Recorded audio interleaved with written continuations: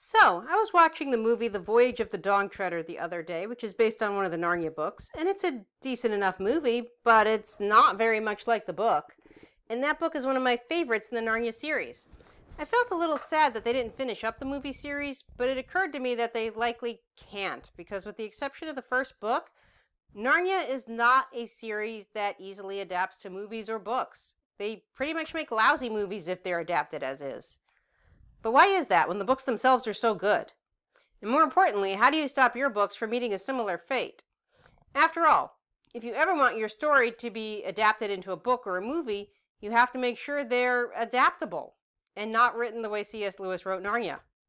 That's what we're going to talk about today in this video.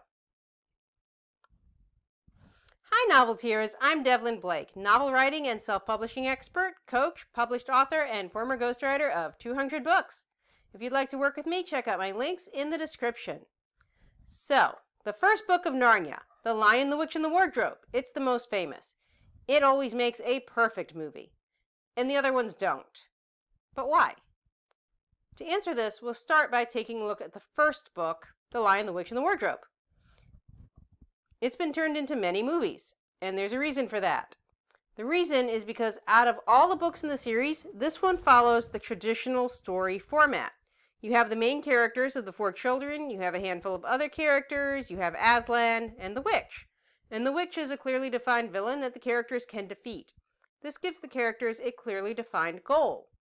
Within the other 6 books, you don't really have that. The characters don't have as much personality, and they don't have a goal that's that clearly defined. The goal is really exploration and discovery of all things Narnia. And while that's fun to read about, it doesn't translate well to the screens.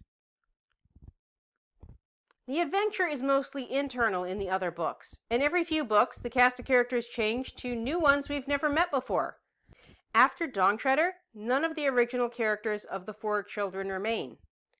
Eustace goes on to be in one more book, along with some new characters, but by the end of the next book, even he's gone, and we're starting all over again with a brand new cast.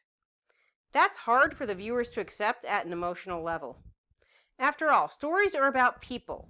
We pay attention to stories because of the characters. This is something I go into a lot of detail on in my membership site, the Novel Writers Club. You can check it out at the link below. There are self-directed courses, group coaching, community, and a whole lot more. Plus a lot more coming. But the short version of why the Narnia books don't really work is that when the characters we've come to love are gone, so is our interest in the series.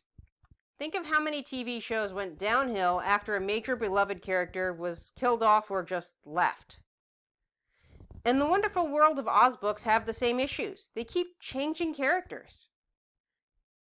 There's no series or movie franchise for all of these books because they do the same thing. Every new book is a new cast of characters. So why did Lewis choose to write books that work this way?